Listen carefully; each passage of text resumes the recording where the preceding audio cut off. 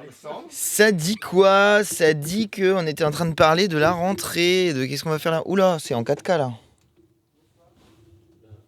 Oula. Attends, j'ai pas appuyé sur le bouton. Oh là là, mais dis donc, alors quel boulet. Ah, c'est cassé, comme dirait mon fils. C'est cassé. Ok, salut tout le monde, et comment ça va? C'est un peu sombre, qu'est-ce que j'ai foutu? Non, ça va. Ça va, c'est ma coupe de cheveux qui est sombre. Mais... Oui, mais parce que je l'ai tourné, parce que c'était too much. Trop. C'était trop? Ouais, trop. Trop. Ah. Et j'espère que ça va pas vous défoncer les oreilles. La dernière fois, ça l'a... Ah non, mais c'était OBS la dernière fois. Ça défonçait les oreilles des gens. Pour ceux qui étaient là. Non, coup dur ça. Non, c'est moins bien. Ça fait des... Non, ça fait un reflet. Là, on est bien là, on est pas mal là. C'est pas mal là. Vous êtes bien là? On est bien là.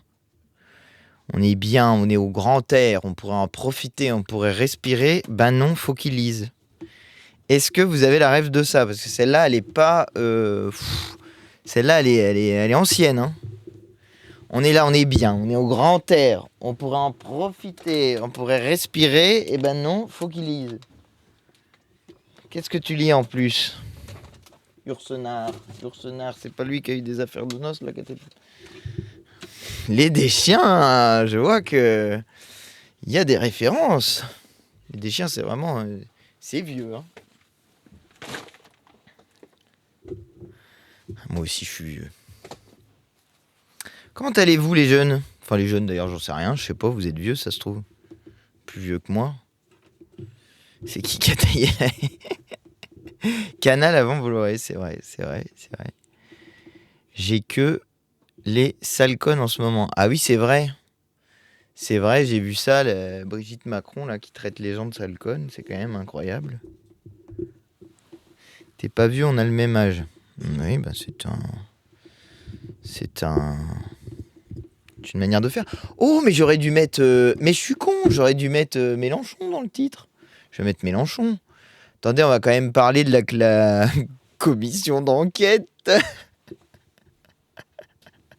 Ah, la commission d'enquête. La commission d'enquête. Alors, on va faire budget. Allez, on peut changer, mais que sur budget. Nathalie Saint-Cric. Mélenchon trop fort. Budget. Nathalie Saint-Cric. Mélenchon superstar. Voilà, Mélenchon superstar. Ça vous va? Mélenchon superstar. Vers qui je vous renverrai tout à l'heure, puisqu'il y a ce soir le moment politique de Jean-Luc Mélenchon. D'ailleurs, je ne sais pas s'ils ont prévu de diffuser sur Twitch. Je vais demander. Coucou. Vous diffusez sur Twitch ce soir? Sur Twitch ce soir? Pour que je fasse un raid. Hop, vous avez mes conversations en direct. Ouais, il y a un vote, mais c'est après Juvin, non? Il y a qui? Ouais, c'est ça, il en reste 5. Je me fais engueuler par Manuel Bompard pour info qui me dit que faut que j'aille voter. Et qui pique des bonbons. Mais il n'y a plus de bonbons dans le paquet. 15 minutes. C'est qui le dernier? C'est Juvin? C'est Juvin le dernier. Ah bah moi je veux voter sur la politique de défense. On vote contre. Donc dans 15 minutes à peu près... Un commissaire aux lois ne veut pas voter sur les sujets de défense. Après il y a regouvernement en plus. Dans 15 minutes à peu près j'irai voter sur la politique de défense de la France. Vas-y, fais coucou Manu. Bah là il est parti. Du coup il est allé dans l'hémicycle. Je pense. Ton coup de gueule contre France Info TV est passé dans Quotidien hier. Oui, j'ai vu ça. Ben, j'ai vu ça, c'est Eli qui m'a envoyé. Eh ben non, mais parce qu'il m'a envoyé ça tout à l'heure. Transférer. Oui, mais attendez. VR, là. On va expliquer. J'étais au sport quand il m'a envoyé ça. Et alors? Eh ben j'étais en galère. Oh, 20 dieux. Il s'est cassé ma binette. Attends. C'est pas assez serré, ça me fait très mal. Vandal, ambiance Vandal. Alors, attendez. Je vous envoie le passage de quotidien. C'est Ellie qui me l'a envoyé. Yes. Par ailleurs, ils m'ont... Salut. Bisous. À lundi. Wow, avant. On sait jamais. Je vais à Grigny vendredi. Ah ouais? Oui. Bah, tu m'écris. Je t'appelle, je te dis. Attendez, quotidien. Je voulais transférer, j'ai fait quoi finalement? Je l'ai transféré à qui? Je voulais transférer ou pas? Oh là là. La com. Paf. Donc quotidien, c'est passé et ils m'ont orthographié Antoine Léaumont, L-E-A Utrema, C'est vrai? M-A-N-T. Je me suis dit, alors j'ai vu beaucoup d'orthographes de Léaumont, mais le Utrema, j'avoue, j'avais jamais vu. Je suis Léa Human. Tu vois?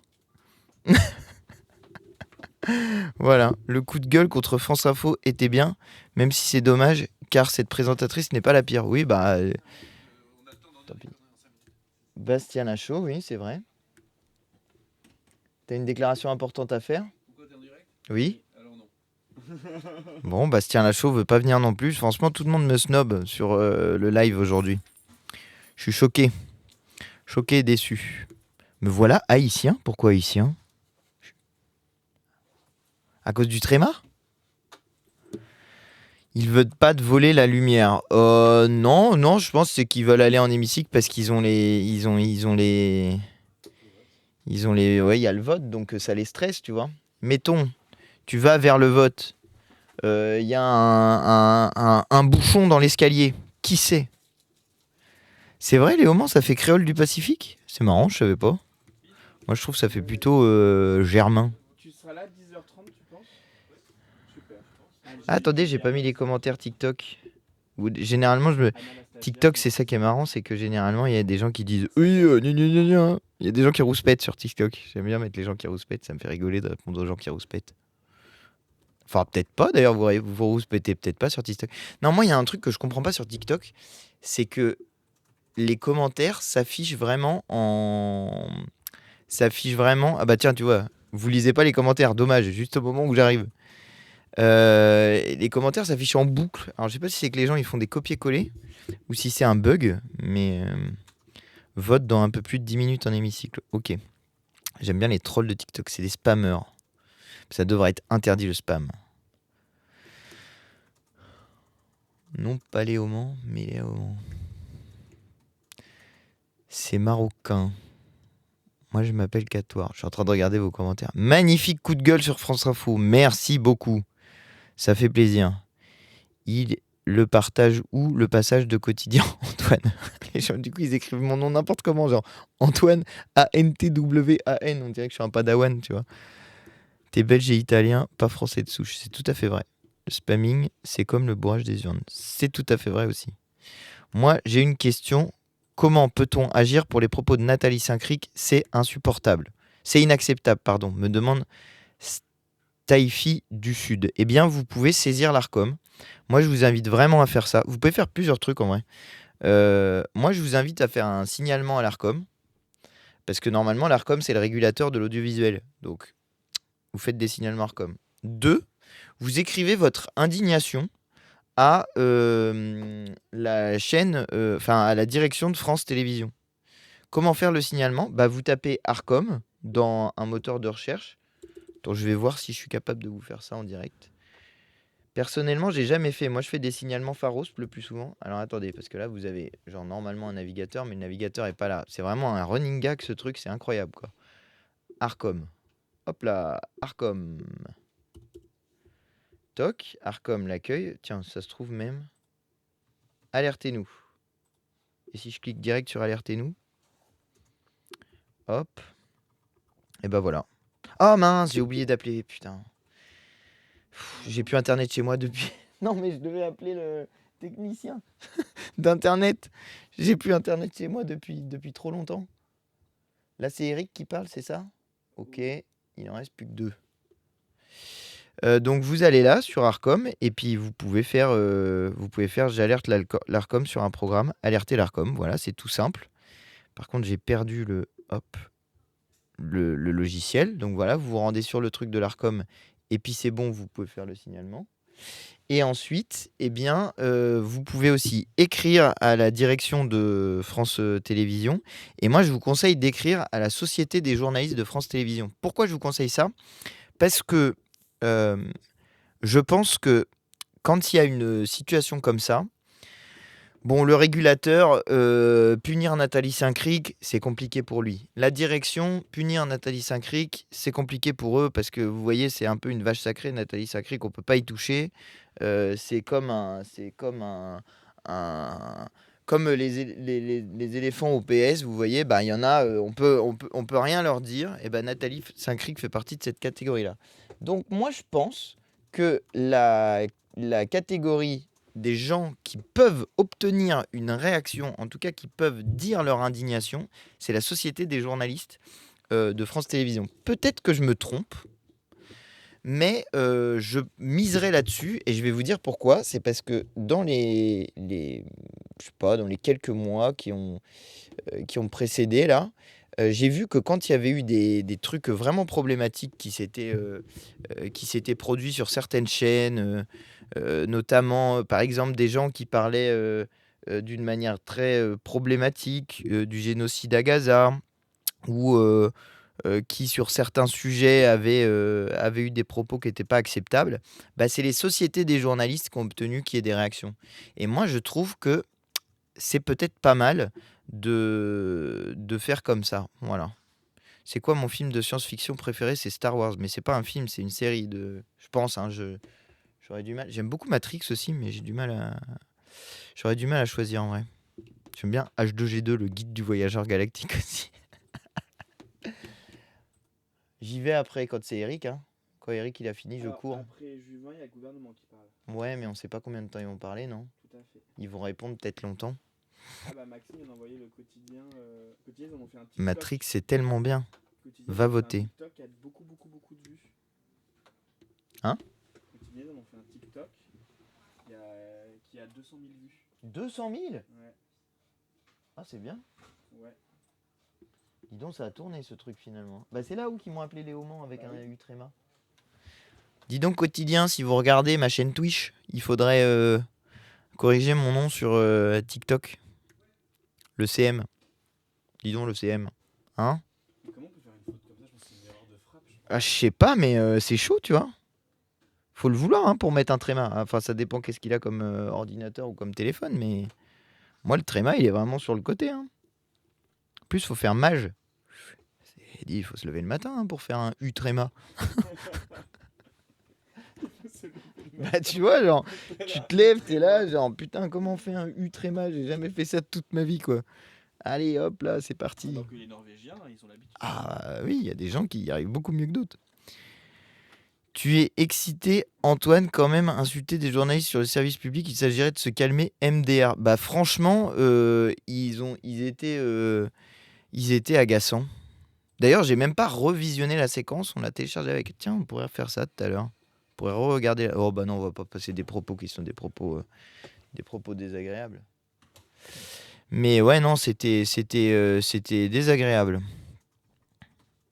Quotidien, ils ont mis le même plan, ta critique de France Info avec les attaques de l'extrême droite. C'est pas tout à fait vrai. Ils ont dit, en gros, le service public de l'information est sous le feu des critiques. D'un côté, parce que l'extrême droite demande la privatisation, il me manquait une syllabe, du coup ça change le sens.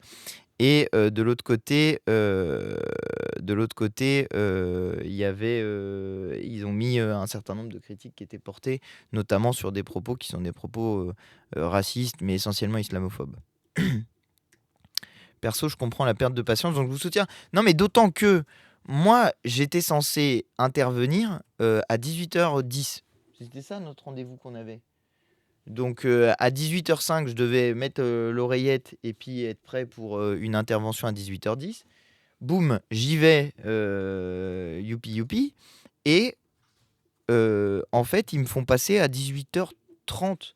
Donc je me suis tapé 20 minutes d'horreur qui ressemblait à ces news, quoi. C'était insupportable.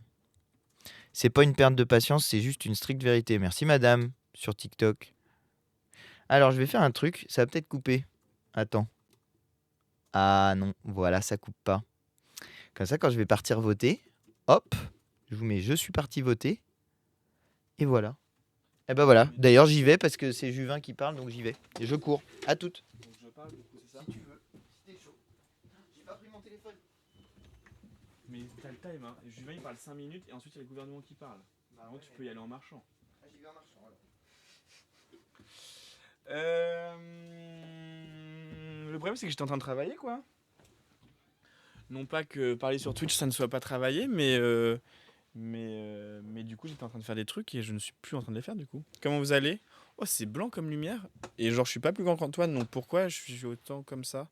Peut-être que lui, il est plus loin. Comment il fait? Parce qu'il est en que le micro. Comme ça. Oh, j'ai des énormes cernes, c'est horrible.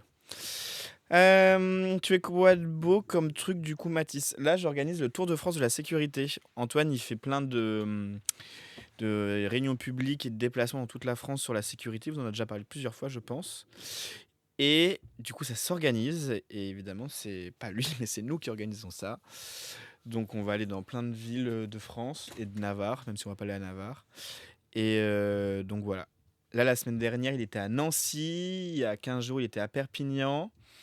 Il n'y aura pas d'autres dates au mois de décembre, mais en janvier, on va faire plusieurs villes que je ne citerai pas parce qu'elles ne sont pas encore annoncées.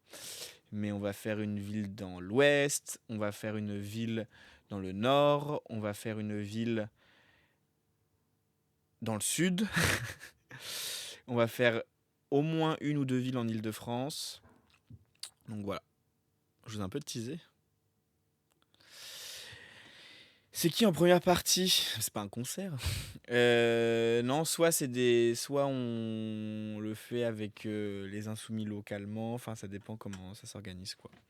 Mais aussi, on va rencontrer des associations, on va rencontrer des gendarmes, des pompiers, des douaniers. C'est un Tour de France de la sécurité, donc du coup, on fait et des réunions publiques sur le thème de la sécurité et des déplacements, des rencontres avec des associations. Là, quand il était à Nancy, il a rencontré le CARUD. Donc, CARUD, je ne sais plus ce que ça veut dire l'acronyme, mais en gros, c'est des centres de prévention des addictions et d'aide des addictions. Il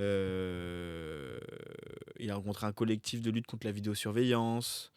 Je vois que Turbo Boomer 51 il demande si on voit des gendarmes. Oui, on est des gendarmes. On l'a pas fait là ces derniers mois, mais l'année dernière, on a fait plein de gendarmes. On a fait les gendarmes à Nancy, pas Nancy, à Angers.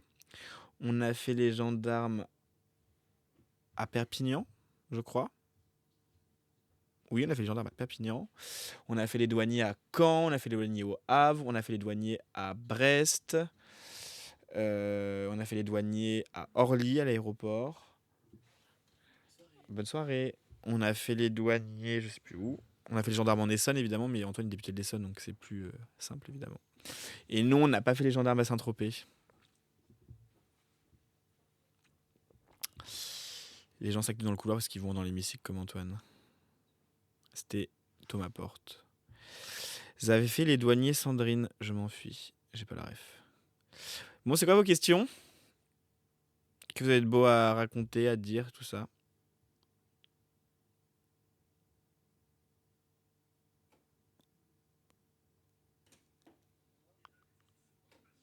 Sandrine Rousseau, le douanier Rousseau, tout ça. Les gendarmes de Sainte-Soline. Non, on n'a pas fait les gendarmes de Sainte-Soline. Sainte-Soline, c'est dans les Deux-Sèvres de mémoire. Nous ne sommes pas allés dans ce département encore. C'est quoi le vote sur la défense? En gros, aujourd'hui, c'est pas très intéressant par rapport à l'actualité, donc c'est pour ça que vous n'en avez pas entendu parler, je pense.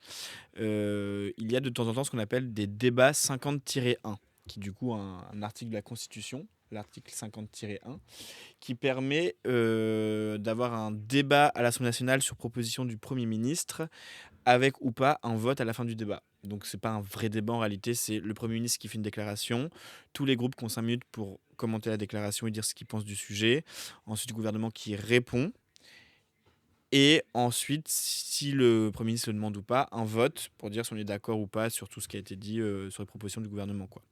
Donc souvent les débats 50-1, il n'y a pas de vote à la fin et nous on dit que ça sert à rien du coup parce que c'est des votes qui sont non contraignants, c'est-à-dire que si on rejette ce que dit le gouvernement, il se passe rien parce que juste on rejette pas une loi ou un texte ou quoi, juste on rejette la position du gouvernement mais ça ne les contraint en rien.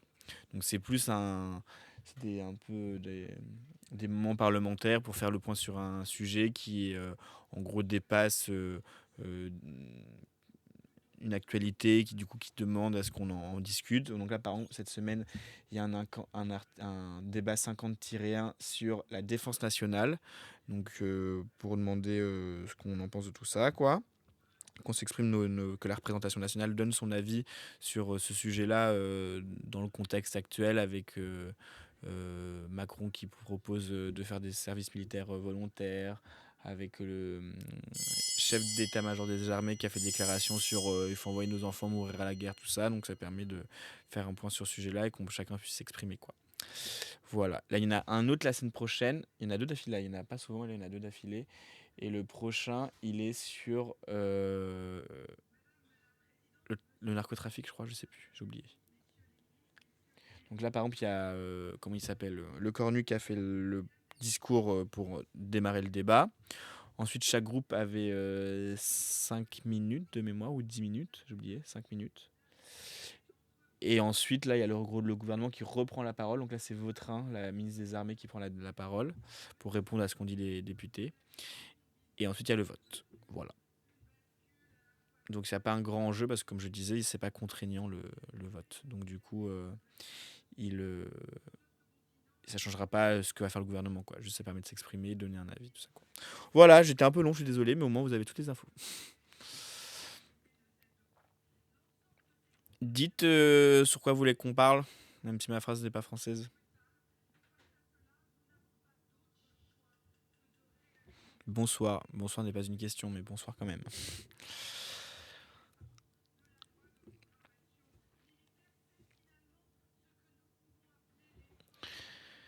En plus, pendant que j'ai parlé, j'ai pas regardé vos messages. Je trouve que vous avez posé des questions pendant que je parlais. Oh, putain, on a oublié de faire ça. Les messages me font penser qu'on a oublié de faire un truc. Oh, putain.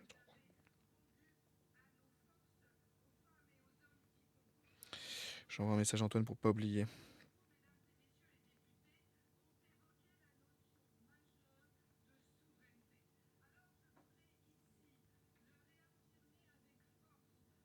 Antoine était invité quelque part, on a oublié de répondre.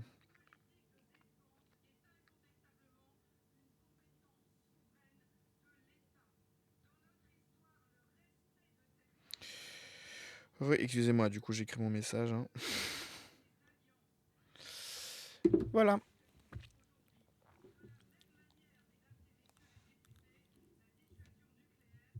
Est-ce que le projet de loi CKR de Kevin Radzi est arrivé jusqu'à vos oreilles? Je ne sais pas quel est le projet de loi CKR, désolé.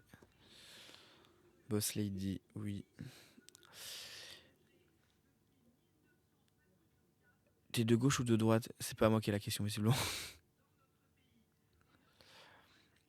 La proposition du RN sur la rouverture des maisons closes et pourquoi la FI ne s'empare pas des questions des TDS. C'est un vaste sujet. Moi, j'ai pas trop compris, je vous avoue, j'ai pas trop suivi parce qu'on est surchargé de travail en ce moment. Donc, j'ai pas regardé dans quel contexte avait été cette proposition de. En gros, je crois que c'est Tanguy, pour ceux qui savent pas de quoi on parle. Tanguy, je crois, a déposé une PPL pour réouvrir les maisons closes. Et donc, ça a ouvert le débat. Le sujet des TDS, donc travailleuses et travailleurs du sexe, est assez compliqué parce qu'il y a plein de lignes très différentes au-delà de la gauche, la droite, tout ça. Au sein de la gauche, au sein de la droite, il y a plein de lignes différentes sur le sujet. Donc moi, je vous avoue que je connais pas la position qu'on a eue sur sur ce débat-là qui a été ouvert parce que j'en ai aucune idée, je n'ai pas du tout suivi. Je vais pas m'aventurer dessus. Mathis, dis-moi ce qui est fait. J'ai vu que le PLFSS, ça va sans doute pas passer au Sénat, donc revenir en vote à la haine mardi prochain. Donc le vote récent, pour peu, je pense qu'il y a une faute, peut encore être renversé. Peut peut-être être encore renversé, non. C'est pas encore perdu. Alors, en effet, là, du coup, le texte qu'on a rejeté hier en hémicycle. Je sais pas si vous avez vu. Ah oui, on va parler de ça du coup. 213 voix pour, je crois. Et ou non, j'ai oublié le nombre de votes. Mais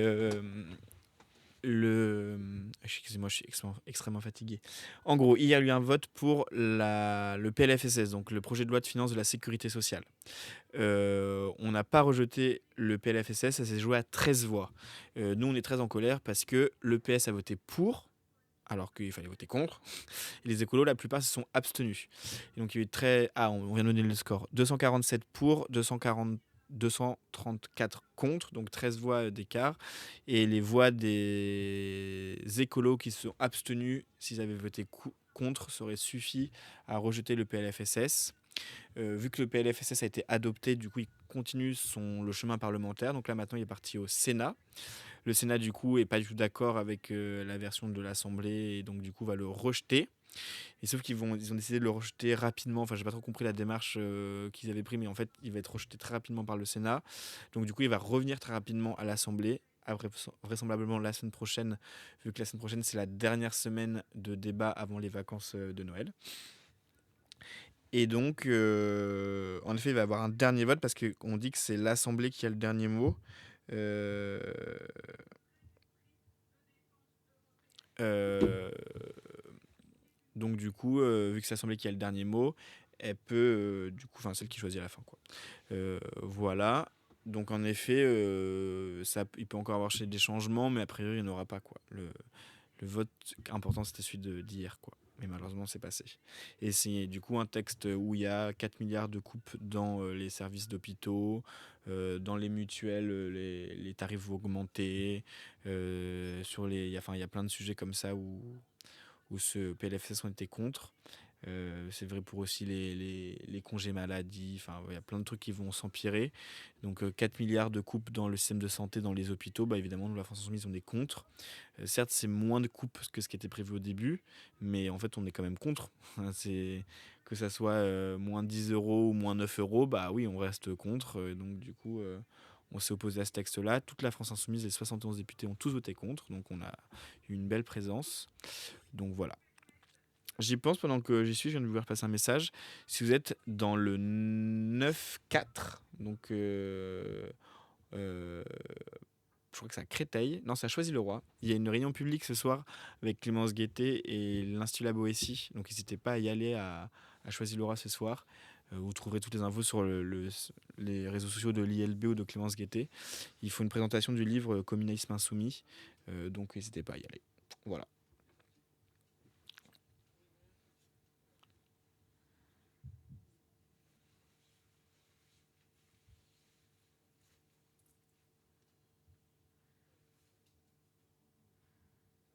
J'ai 27 ans pour répondre à la question de Hoc, je sais pas comment on prononce.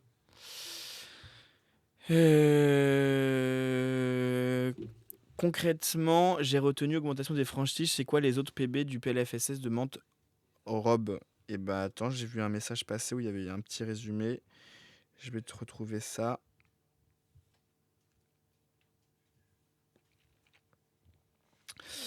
L'année blanche pour les prestations sociales, la désindexation des pensions de retraite, le doublement des franchises et participations médicales obligerait les personnes malades à payer plus cher pour leurs soins. La prime de Noël. Je suis étonné que ce soit dans le PLFSS, la prime de Noël. Peut-être, je sais pas. Moi, je travaille pas sur ce genre de questions, hein. C'est pour ça aussi que je suis pas expert, hein. Moi, je suis pas du tout collab légistique, ni argus. Je suis pas du tout Enfin, si, je suis ce qui se passe dans l'Assemblée parce qu'on est à l'Assemblée. Mais moi, je travaille pas du tout là-dessus. Donc, c'est pour ça que je suis pas ultra calé non plus. Moi, j'organise des agendas, je fais de l'administratif, de la comptabilité, je fais des relations presse, mais je fais pas ce genre de trucs, quoi. C'est pour ça que je maîtrise pas aussi bien que Antoine, par exemple. Les arrêts maladie seraient limités, le revenu des apprentis serait taxé, les mutuelles de santé seraient plus d'accès à hauteur d'1 milliard, donc du coup répercuterait ça sur leurs tarifs a priori. Les allocations familiales baisseraient pour les enfants de 14 à 18 ans. Ah ouais, c'est une dinguerie ça, j'avais même pas vu ça. Enfin, bref, il y a plein d'horreurs dans le PLFSS, donc du coup nous on a voté contre évidemment, et toute personne se revendiquant de gauche doit voter contre a priori. C'est dingue de s'abstenir et de voter pour comme l'a fait le PS, quoi. Vraiment, en fait, c'est un recadrage, un pivotage, on pourrait dire, du PS dans l'hémicycle. C'est-à-dire que le PS, quand ils ont été élus avec le NFP il y a quelques mois, on peut appeler ça un député qui court vers l'hémicycle. Euh, le PS a été élu avec le NFP, donc était entre guillemets tourné vers sa gauche.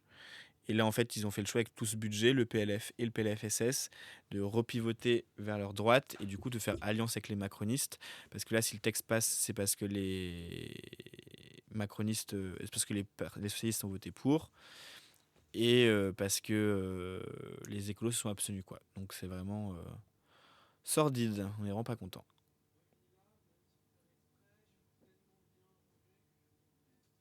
Salut Mathis, t'as écouté Edouard Philippe hier sur la colonisation. Alors, j'ai pas écouté son intervention en entier. Encore une fois, on a d'autres choses à faire. Mais j'ai vu qu'il avait dit que pour lui, la colonisation n'est pas un crime. Donc vraiment, zéro en cours d'histoire, ce monsieur. Alors qu'a priori, il s'y connaît. Donc c'est vraiment une provocation politique de dire ce genre de choses. C'est vraiment pour séduire toujours plus l'aile droite de l'aile droite, quoi. Mais évidemment que la colonisation est un crime et c'est vraiment délirant d'avoir dit ça. Euh, en fait, genre, c'est presque du révisionnisme, moi j'ai envie de dire. Enfin, c'est des gens où en fait il y a l'histoire qui s'est déroulée, ils la nient totalement. Enfin, c'est vraiment délirant, quoi. Surtout que le but de l'histoire et qu'on l'étudie à l'école, tout ça, c'est d'avoir un regard critique sur ce qui s'est passé. C'est pas de dire la France c'est parfait ou la France c'est mal. C'est en fait genre qu'on apprenne collectivement ce qui s'est passé pour mieux comprendre les relations sociales entre les pays, entre les individus, le rapport à notre histoire et pourquoi justement le rapport compliqué et critique permet ensuite d'avoir une meilleure émancipation, d'avoir une meilleure lecture de tous les événements, tout ça. Donc en fait, c'est délirant que la droite s'obstine dans un oui, la colonisation c'était bien parce que c'est la grandeur de la France et parce que ça nous permet de rayonner à l'époque et on regrette cette époque. Enfin, vraiment, ce que faisait Retailleau quand il était ministre de l'Intérieur avec l'Algérie, c'était exactement ça, quoi. Donc, non, les propos d'Edouard Philippe hier, on voit qu'il est en manque comment dire, d'air j'allais dire dans ses parachutes, mais c'est pas tout la bonne expression, mais vous avez compris l'idée, c'est qu'il manque de carburant pour être dans le débat et être visible, donc du coup il se permet des sorties comme ça totalement délirantes, quoi. Il veut du buzz, exactement ce que dit Kevin. Il flirte avec l'extrême droite. Bah oui, ça c'est plus que du flirt quand on dit ça. C'est vraiment la ligne Retailleau, extrême droite, Zemmour. Je mets Zemmour et Retailleau sur le même paquet sur ce sujet-là parce que vraiment ils disent la même chose, quoi.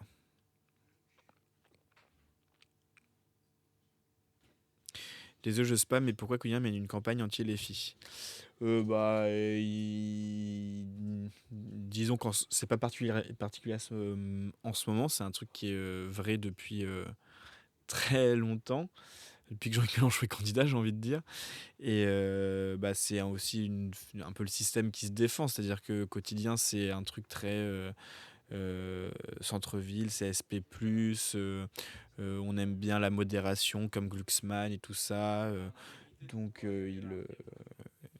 ils défendent aussi cette ligne politique-là, quoi.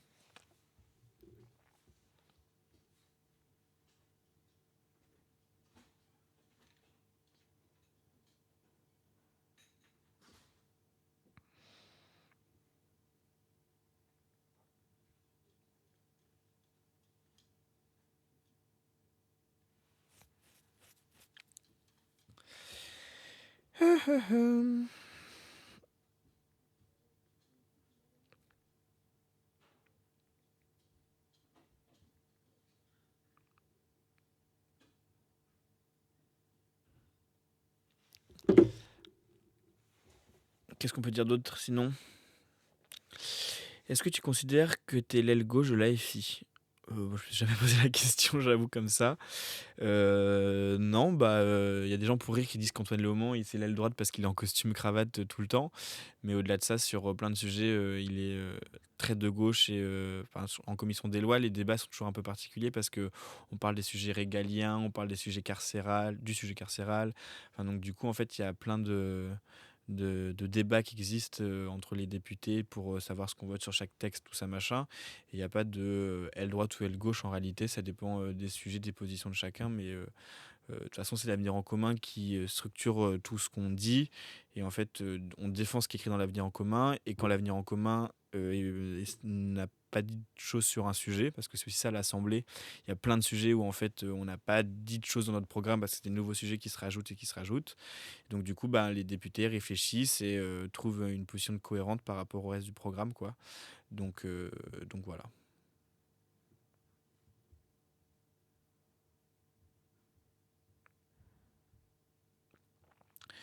Ils attendent dédicace Vive Sarkozy. Et moi je viens de Caen et j'ai vu que Bardella fait une dédicace à Caen, j'avais bien le seum. Il est dans un hôtel en plein centre-ville et tout, enfin ça va être n'importe quoi, je le sens. Mais bon, il y a déjà des manifestations qui sont appelées pour s'opposer à l'avenue de Bardella à Caen, donc je suis content de mes canets. Mais oui, pour Sarkozy, j'ai pas encore vu parce que le livre sort aujourd'hui, je crois, pour Sarkozy.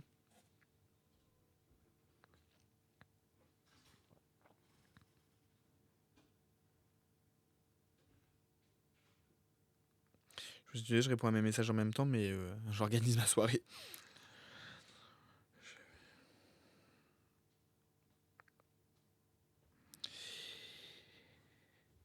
Il y a des canets ici? Je vois qu'on dit vive les canets.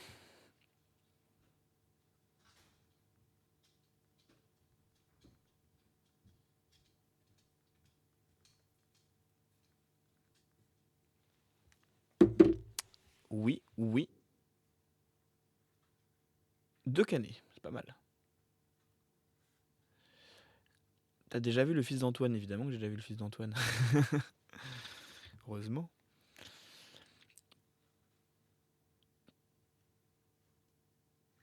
Vive les cannelés. Et moi j'aime pas ça les cannelés. Pour ceux qui ne savent pas, Antoine adore les cannelés. Vraiment, il l'adore vraiment beaucoup. Et moi j'aime vraiment pas ça du tout. Je trouve pas ça... Enfin, désolé, je trouve vraiment pas ça bon. Tu viens à Caen? Comment es-tu venu travailler avec Antoine? C'est pas son coin. Alors, moi, je viens de Caen, j'ai vécu à Caen jusqu'à mes 20 ans. Ensuite, j'ai fait mes études à Rennes. Ensuite, je les ai terminées à Paris. Et du coup, j'ai milité à Paris. Enfin, je militais à Rennes, à Caen, puis à Rennes, puis à Paris. Et du coup, à Paris, c'est les présidentielles. Je fais n'importe comment. Et donc, du coup, vu que c'est présidentiel, j'ai rencontré Antoine comme ça. Et après, je suis devenu référent départemental à Paris pour la France Insoumise. Pour ceux qui connaissent le fonctionnement de la France Insoumise, il y a des référents départementaux dans tous les départements. Et donc moi, depuis 2023, je suis référent départemental à Paris. Et ensuite, Antoine, il m'a recruté. J'ai démissionné de mon ancien travail pour travailler avec lui. Je dois trouver une alternance avant le 23 décembre. J'ai envoyé un mail à Antoine. Tu penses pouvoir me répondre? Qu'il va pouvoir me répondre.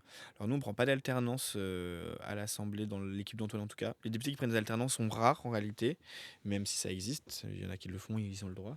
Mais nous, on prend pas d'alternants dans l'équipe, on n'a pas assez d'argent malheureusement. C'était quoi ton taf avant? Je travaillais dans l'associatif, je travaillais dans l'organisation de festivals, donc j'ai travaillé pour la Fête de l'Humanité, et j'ai travaillé pour Solidays. Je travaillais pour Solidays au moment où j'ai démissionné pour rejoindre Antoine. C'est un festival en Île-de-France. Quand on est à Paris, on connaît généralement. Tu voles quand de tes propres ailes? Je vole de mes propres ailes, je suis un adulte indépendant. Ça fait combien d'heures par semaine un assistant parlementaire? Ça dépend, ça fait beaucoup d'heures, hein. Moi, je suis au forfait jour, donc je suis pas au forfait heure. Mais même au forfait heure, en vrai, parfois, on travaille un peu plus. Mais au forfait jour, on travaille un nombre de jours par an, pas un nombre d'heures. Et qu'est-ce que je voulais dire? Mais oui, je travaille beaucoup, beaucoup. Ça dépend en fait si on fait des déplacements ou pas, parce que si on fait des déplacements, tout de suite, mathématiquement, on travaille beaucoup plus, parce que quand on est en déplacement, on travaille entre guillemets en permanence, quoi, parce que on fait une réunion, un déplacement, machin, puis on n'est pas chez nous, quoi. Puis du coup, généralement, les déplacements, c'est le week-end, donc ça fait dire qu'on travaille 6 jours sur la semaine. Donc si on travaille 6 jours, très rapidement, ça monte à 50, 60 heures si on fait un déplacement. Là, en ce moment, il y en a un peu moins parce qu'il y a le budget.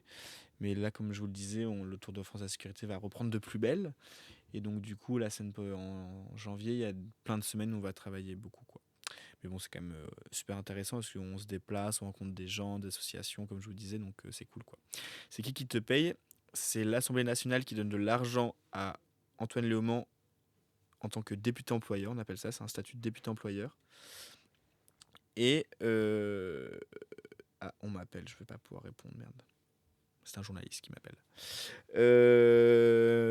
Et donc du coup, Antoine, il est député employeur, donc il a ce qu'on appelle un crédit collaborateur pour payer ses collaborateurs. Et donc du coup, moi, je suis payé avec cet argent-là. Donc mon employeur, c'est Antoine Léaumont, député employeur. C'est comme ça qu'on dit, quoi. Nos impôts payent Mathis le BG. Exactement. Merci à vous de payer des impôts. Mais moi aussi, je paye des impôts, donc je participe un peu à payer mon salaire. Ça existe un tableau de suivi de tous les signalements au titre de l'article 40 déposé par la FI. Pas du tout, ça n'existe pas à ma connaissance. Nous, on a un tableau de suivi de nos articles 40 qu'on fait dans l'équipe d'Antoine, mais chez la France Insoumise, je ne pense pas que ça existe. Et puis un article 40, par définition, c'est pas public, donc voilà.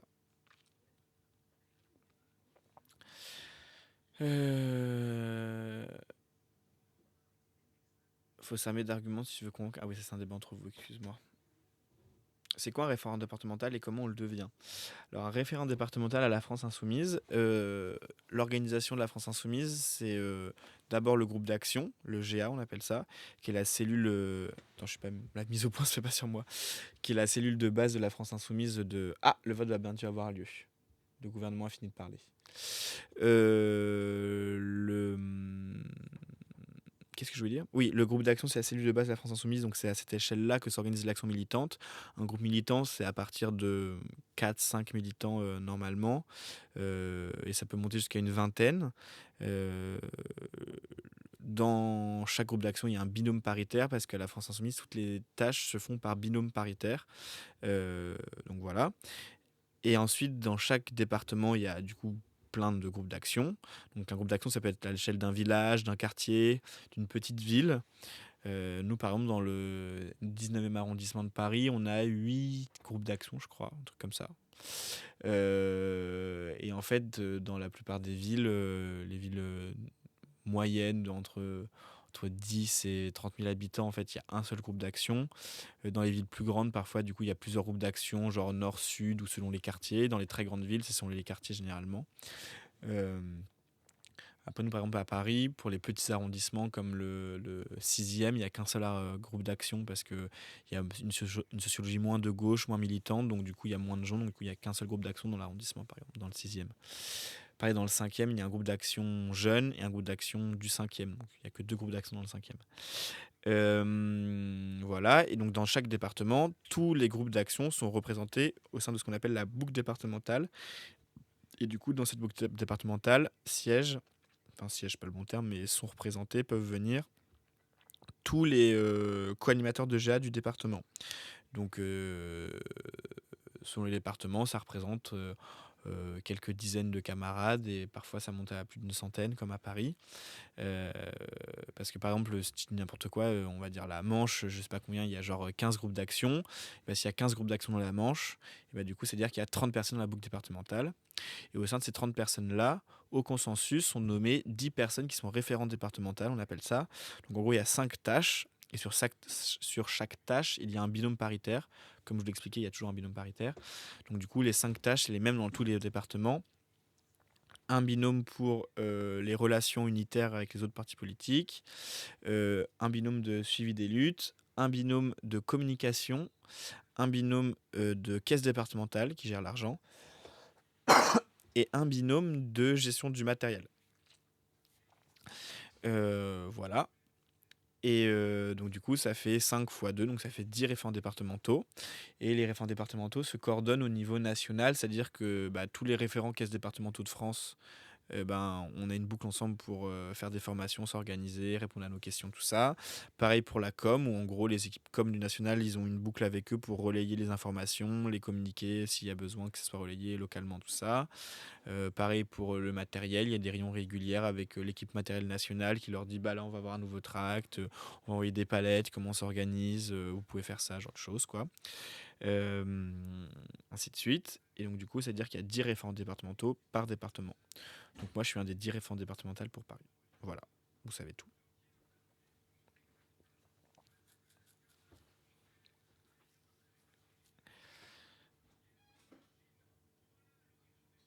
J'espère que vous n'êtes pas abasourdi, assommé plutôt. Ah bah il y a le cornu qui reparle. Bon, et on va pouvoir attendre un peu avant qu'il vote. Je cherche plutôt une alternance dans le sport ou tout autre domaine. Ah, c'est la personne qui était en alternance tout à l'heure.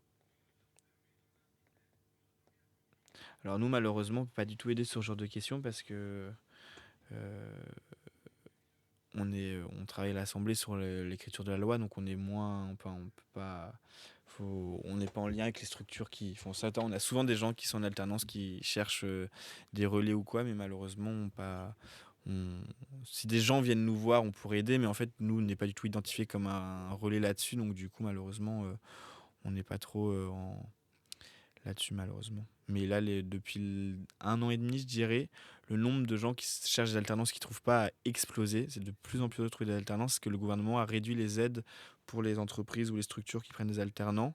Donc on le disait depuis des années que c'était un problème ce système-là. Et malheureusement, les jeunes rencontrent de plus en plus de difficultés là-dessus, on en est bien conscient. Mais on s'y oppose à l'Assemblée, ça c'est sûr. Vous avez l'écran pour suivre ce qui se passe dans l'hémicycle dans votre bureau. Oui, il y a des télés partout à l'Assemblée. Dans toutes les pièces, il y a une télé. Et du coup, on a une télé avec. Il y a des chaînes, entre guillemets. Il y a une chaîne par commission. Donc, nous, la commission des lois, c'est la chaîne 41. Et l'hémicycle, c'est la 31. Donc, quand on met la 31, on a l'hémicycle. Puis après, il y a la télé normale. Donc, si je mets la 13, j'ai BFM, genre de choses. Donc, quand il n'y a pas de débat, on met BFM. Et quand il y a des débats, on met des débats. Généralement, on coupe le son parce que ça nous intéresse moins. Et dès qu'on voit un insoumis ou le gouvernement ou quelqu'un qui nous intéresse parler, on met le son pour écouter. Mais du coup, partout dans les couloirs, dans tous les bureaux, dans toutes les salles, il y a des télés. Et du coup, on peut suivre les débats comme ça.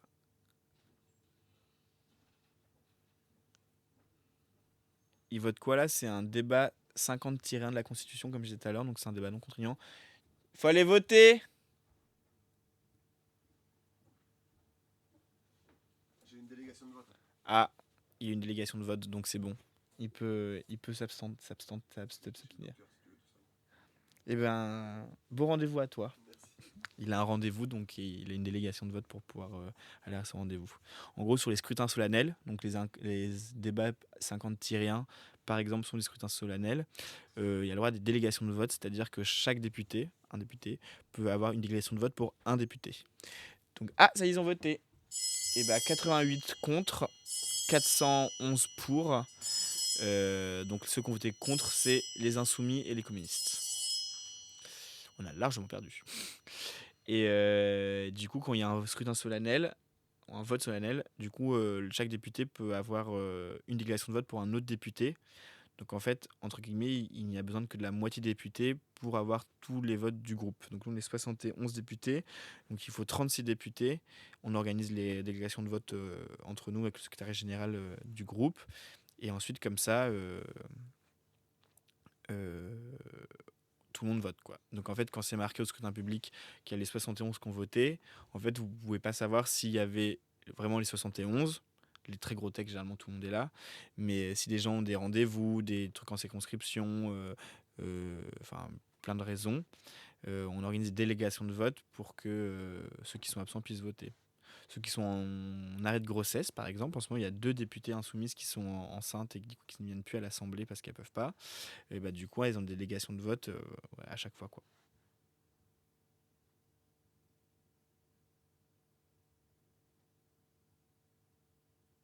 Est-ce que tu as une prime pour meubler les streams d'Antoine Matisse? Alors, il y a une prime de fin d'année, mais c'est pas une prime pour meubler les streams.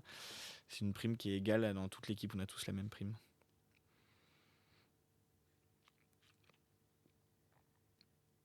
C'était quoi comme vote? C'était du coup un vote sur l'orientation de la défense nationale.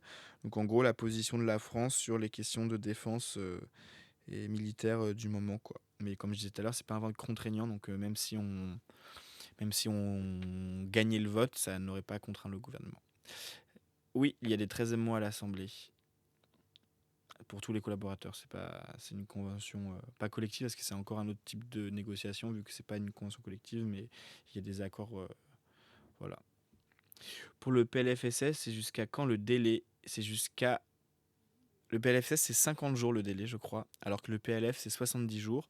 Les 70 jours pour le PLF, c'est, je crois, en fin de semaine, là. On arrive bientôt à la fin du délai des 70 jours constitutionnels.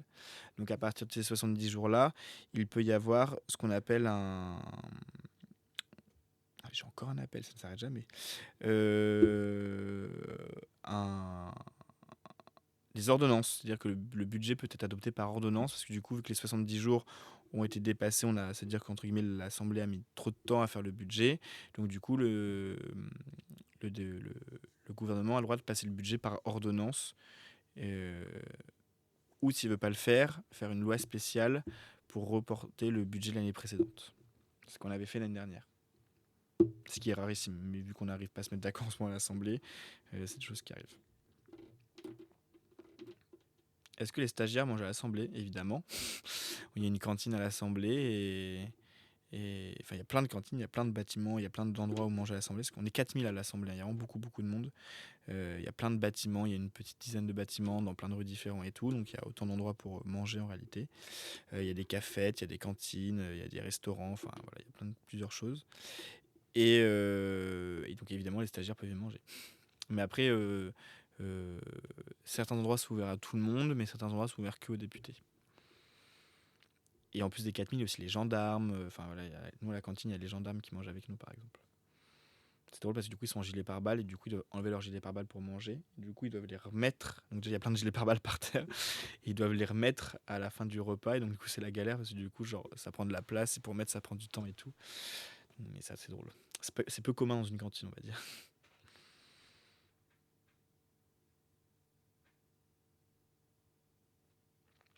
Il y a Cyberoctopie qui parle des centrales nucléaires en Ukraine et de la demande qu'on avait fait avec Jean-Luc Mélenchon en 2022 pendant la présidentielle d'avoir des casques bleus pour protéger les centrales nucléaires en Ukraine.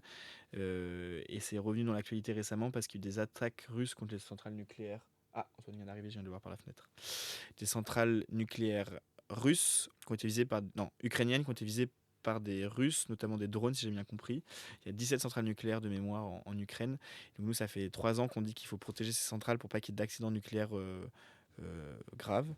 Et du coup, c'est revenu dans le débat là récemment parce qu'il y a eu des attaques des centrales. Ah, il était parti avec mon badge, monsieur. Bah ouais. Mon badge. On peut pas voter avec ça, monsieur. Hein. Du coup, en fait, fin du live. Bientôt, puisqu'il va y avoir Jean-Luc dans pas longtemps. C'est quoi ta position personnelle sur le nucléaire civil? Je vais pas répondre à la question, sinon on va partir dans on va partir trop loin. Oh là là, mais vous êtes parti dans des trucs... Mais j'ai parlé 30 minutes. Ouais, le gouvernement aussi. Ça m'a bien saoulé. Je suis parti en mode genre, vas-y, j'y vais 5 minutes, ils vont pas parler longtemps. C'est ça.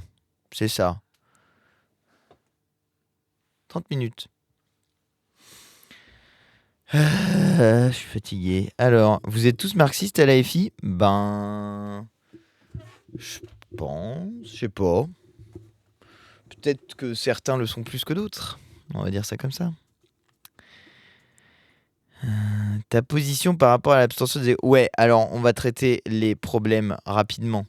Parce que là, il reste à peu près, je pense, 15 minutes de live. Vu que on va passer à... Donc je vais vous parler des 2 sujets et demi. 3 sujets qui sont dans le titre de la vidéo sur Twitch. Vu qu'il y en a quand même quelques-uns. 1. Le budget. Le projet de loi de finances de la sécurité sociale. Et ben, désagréable quand même ce qui s'est passé. Ah ouais? T'as dit quoi? T'as dit que les socialistes étaient des traîtres? Oh, je suis choqué. Alors que c'est la direction du Parti socialiste qui est menteuse et fourbe. Les députés socialistes, pas les militants. Les députés et les militants socialistes, non. Les militants socialistes, ils sont déçus. Pour une partie d'entre eux, en tout cas j'espère, parce que sinon c'est vraiment qu'ils sont pas socialistes. Bon, n'importe quoi quand même. Ah, tu as une idée sur l'immigration? Ah bah oui, je veux bien. Enfin, tu es une idée sur l'immigration, on me dit. J'en parlerai tout à l'heure. Mais c'est désagréable quand même ce qui s'est passé hier à l'Assemblée nationale, parce que finalement, le Cornu a réussi ses petites magouilles qui visaient à obtenir du Parti socialiste un vote pour le budget de la sécurité sociale. Celle-là, c'est quand même... Je l'avais pas vu venir. Si, mais ça s'accélère quand même d'une manière assez forte, la recomposition de l'espace politique pour le Parti socialiste du côté du macronisme. Et faut bien voir pourquoi ils font ça. Enfin, quand on essaye d'analyser un peu c'est quoi la logique des socialistes, moi je pense que leur problème, c'est les élections municipales. Et je vais dire des propos généraux. Comme ça, je peux en parler depuis l'Assemblée nationale et je vous invite à voter pour aucune liste en particulier. Mais si on fait l'analyse, les socialistes, ils sont au pouvoir dans un certain nombre de mairies, notamment Paris, par exemple, ou Marseille, des grandes villes. Et ils ont les miquettes, comment on dit ça poliment, ils ont peur de perdre leur mairie parce que pour eux, c'est pas genre on fait la commune et on va donner du pouvoir localement, on va essayer de changer les choses. Pour eux, c'est une espèce de vaste société dans laquelle ils embauchent je sais pas combien de personnes. Et si jamais ils perdent la municipalité, ils ont peur de perdre leur siège et ils ont peur de perdre ils ont peur de faire comment on appelle ça, un plan social, quoi, en gros. Et je pense que c'est uniquement ce qui guide leur manière de penser et de réfléchir. Donc, qu'est-ce qu'ils se disent? Ils se disent, bon, alors, les insoumis, ils sont de toute façon trop forts à gauche, donc on n'arrivera pas à battre les insoumis. Donc, comme on n'arrivera pas à battre les insoumis, ce qu'il faut qu'on essaye de faire d'une manière générale, c'est de reconstituer un espace qui soit un espace, mais des gros guillemets, social-démocrate, mais en réalité un espace qui se trouve entre les insoumis et le macronisme, ça s'appelle le macronisme, hein. Il n'y a pas, il y a, il y a plus rien. Donc ils essaient de faire ça. Mais du coup, comme ils se disent que dans un certain nombre de municipalités, les insoumis vont être très forts aux élections municipales, que du coup, aux élections municipales, pour ceux qui ne connaîtraient pas les règles, ça marche comme ça. C'est à 5%, on peut fusionner avec les autres listes, enfin les listes qui sont à 10%, on peut se maintenir, on peut être au deuxième tour. C'est pas, attention, hein, il peut y avoir jusqu'à, potentiellement, si jamais toutes les listes font 10 et qu'il y a 10 listes, eh ben, il peut y avoir jusqu'à 10 listes au deuxième tour. Bon, ça serait un cas quand même un peu particulier, mais par exemple, il y a un sondage qui est sorti sur Strasbourg, là, aujourd'hui, qui donne, je crois, 6 listes à plus de 10%, quelque chose comme ça. Donc potentiellement un deuxième tour avec 6 listes. Vous imaginez la situation, quoi. Enfin, s'il n'y a pas de fusion. Donc à 10%, on peut se maintenir ou fusionner. Et à 5%, on peut juste fusionner. Et les fusions, c'est les têtes de liste qui décident. Donc c'est la tête de liste qui décide de la fusion de l'ensemble de la liste. Et ben là, je pense que la stratégie des socialistes, dans leur idée, les insoumis vont être forts, mais nous-mêmes, on va être forts, les socialistes, enfin, pense-t-il, on verra bien, c'est... Alors là, je vais répondre, attends, pourquoi LFI est aussi sectaire? On peut pas gagner comme ça. Mais je suis bien d'accord avec vous, sauf que c'est pas nous qui sommes sectaires. Moi, si on est au deuxième tour, nous, on est prêt à tendre la main à tout le monde. La question, c'est est-ce que les autres veulent de nous? C'est ça la question qui est posée. Nous, on n'est pas sectaire. Moi, j'ai pas de problème avec le fait d'aller discuter avec des gens, même si on commence à être un peu échaudé par le fait qu'ils trahissent sans arrêt leurs paroles. Parce que comment faire confiance à des gens qui trahissent sans arrêt leurs paroles? Mais donc, là, l'idée qui doivent se faire, c'est, mettons, par exemple, les insoumis font 20% dans une ville, les socialistes font 20% dans une ville, et les macronistes font 10%. Et ben là, les socialistes pourraient se dire, tiens, dans notre logique d'essayer de préparer une élection présidentielle indépendamment de la France insoumise, parce que c'est ça leur truc à la fin, notamment parce que Olivier Faure voudrait être candidat à l'élection présidentielle, ça les rend tous fous de toute façon l'élection présidentielle. Et ben du coup, ça serait plus malin qu'on fusionne avec les macronistes et qu'on laisse les insoumis tout seuls, comme ça il y a une liste PS Macron, et puis une liste insoumis, et puis une liste, je sais pas quoi, la droite. Plus ils peuvent même aller fusionner jusqu'à des bouts de la droite, vu que maintenant ils votent les budgets de la droite. Donc c'est ça qu'ils font. Mais vous pouvez pas faire ça du jour au lendemain. Ça marche pas. Si vous arrivez aux élections municipales en disant oui, vive le nouveau Front populaire, vive l'union de la gauche, etc., puis que vous arrivez au municipal et pof, au deuxième tour, vous dites ah bah finalement on n'en avait rien à foutre, on va fusionner avec les macronistes, ça risque de mal se passer. Vous risquez de perdre une partie de votre électorat. Alors que si vous avez un peu amené l'idée que finalement les macronistes c'est moins pire que LFI, ce qu'ils sont en train petit à petit d'amener. Olivier Faure disant quand même, je l'ai vu sur un plateau télé, dire que la France Insoumise avait voté contre la suspension de la réforme des retraites. Tu vois, il essaye de nous mettre sur le dos des trucs ridicules. Nous, on est pour l'abrogation de la réforme des retraites. Puis la suspension, c'est un mensonge. Tout est mensonge quand ils parlent, de toute façon. Donc, ils essayent d'amener ça. Et du coup, ça les amène à voter n'importe quoi. Notamment un budget de la sécurité sociale dans lequel il y a 4 milliards de coupes dans le budget de l'hôpital public. Et quand on est de gauche, on vote pas ça. Mais alors la surprise, je dois dire, c'est les écolos qui s'abstiennent. Pas tous, parce qu'il y en a quand même 9, je crois, qui ont voté contre le budget. Il y en a quand même 3 qui ont voté pour. Et ça, c'est un peu décevant. Parce que des écologistes ne m'attendaient pas à ce que aussi rapidement, ils se mettent dans la nasse du... Oui, ELV s'est abstenu. Il y en a qui découvrent. Oui, l'essentiel du groupe Europe Écologie s'est abstenu sur le sujet. N'hésitez pas à leur dire que vous n'êtes pas content, parce qu'il n'y a que ça qui fait... Enfin, faut dire, si vous avez des députés Europe Écologie chez vous, il faut leur dire que vous préférez qu'ils soient de gauche plutôt que de droite. Ça marche mieux. Alors, attendez. On va faire scrutin public. Toc. Merde, credi. Hop, scrutin public Assemblée nationale. 17e législature. Tac, tac, tac. Stratégie de défense, ça c'est ce qu'on vient de voter. Ensemble du projet de loi de finances de la sécurité sociale. Alors, regardez bien les votes. Ça c'est un truc public, vous pouvez y avoir tous accès, si vous voulez voir. Oh, visualiser les votes des députés dans l'hémicycle. Je savais même pas qu'on pouvait l'avoir ici. Ah, ça c'est génial. Je savais pas qu'on pouvait avoir le... Ça, c'est un truc qui nous affiche, nous, quand on est dans l'hémicycle, mais je savais pas qu'on pouvait le récupérer après. Donc, ça ressemble à ça, la majorité sur le... Enfin, la majorité.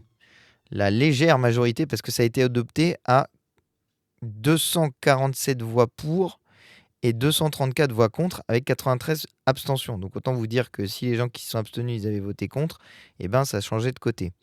Alors, regardez la structure. C'est ça la chose qui est sidérante dans ce qui s'est passé. Vous avez ici, là, même si vous ne voyez pas ma souris, vous voyez que ça clignote. Vous avez ici, comment dire, un paquet qui semble assez cohérent. C'est la France Insoumise. Voilà, là, il y a un paquet cohérent, tout le monde a voté et tout le monde a voté contre. Il y a un autre paquet cohérent, c'est ici. C'est qui, lui? Qui c'est que vote? Qu'est-ce que c'est que celui-là? Droite républicaine. Ah lui, il était pour. C'est un ciotiste. Il s'est gouré ou quoi? Des fois, quand vous vous plantez, vous pouvez faire corriger vos votes. Contre. UDR contre 16. Qu'est-ce que c'est que cette histoire?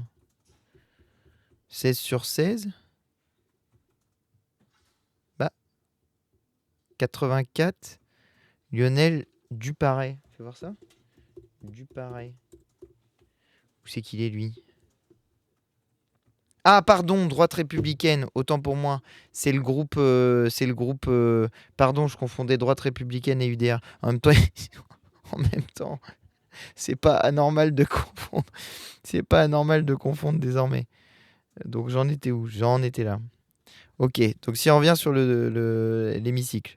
Ça ressemble à ça. Donc, j'étais en train de vous dire, vous avez un groupe cohérent. Bon sang de bois, j'aimerais bien le partir. Bon, tant pis. Vous avez un groupe cohérent, ici. Vous avez un groupe cohérent, ici, le RN, et l'UDR, là, qu'on votait contre. Et vous avez un groupe cohérent ici, moins lui, qui c'est ça? Non inscrit, ok. Vous avez un groupe cohérent ici, où tous les députés ont voté... Qui c'est ça? Là, il n'y a personne. Ont voté pour, ok? Puis après commence le bazar. Là, vous avez les sauces. Alors les sauces, ils sont sur une espèce de petite tout dans la longueur. Tiens, juste à côté, il y a François Hollande. Voilà. Tac, ça c'est les sauces. Vous voyez que ça ressemble quand même vachement à un groupe macroniste finalement. Quand même. Tu vois, il y en a quelques-uns qui s'abstiennent, mais globalement, ça ressemble quand même au groupe macroniste. Ok ? Et là, c'est le bazar. Les LR, ils ont fait n'importe quoi. Il y en a qui étaient pour, c'est les petits bleus. Il y en a qui étaient contre, c'est les petits rouges. Et il y en a qui étaient abstention, c'est ceux qui sont en gris. Ils ont plus choisi la position abstention. Même chose du côté des écologistes qui sont là et là. Alors les écologistes, beaucoup d'abstention, quelques votes contre, quelques votes pour. Et alors, groupe PCF, c'est encore plus surprenant. Il y en a quand même un qui a voté pour, c'est Morel, Emmanuel Morel. Alors ça, j'avoue que là, vraiment, il n'y a plus rien qui va. Et il y en a une bonne partie qui a voté contre et puis une petite partie qui s'est abstenue.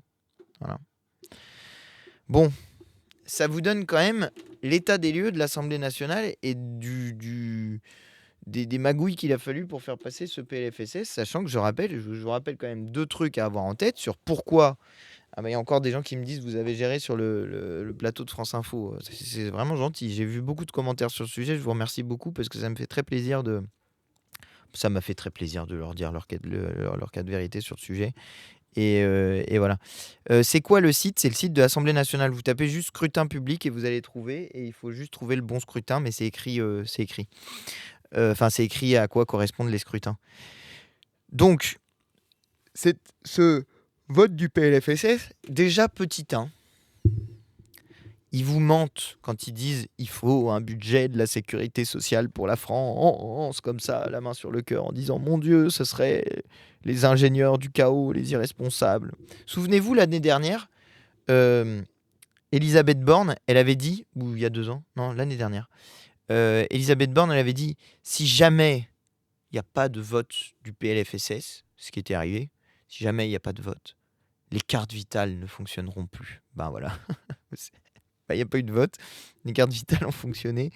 Tout ça est lamentable. Ils prennent les gens pour des imbéciles. Pourquoi? Parce que s'il n'y a pas de vote, eh bien, on proroge le budget de l'année précédente. Donc, c'est un budget moins pire que celui de cette année, vu que celui de cette année, il fait 4 milliards d'euros de coupe dans le service public de l'hôpital. Et il rajoute 1,1 milliard très exactement d'impôts sur les mutuelles, ce que les mutuelles vont reporter sur les cotisations. C'est évident. Les mutuelles, elles vont pas payer des impôts et rogner sur leur marge, elles vont reporter ça sur leurs cotisations. Donc, vos dépenses de santé vont augmenter l'année prochaine.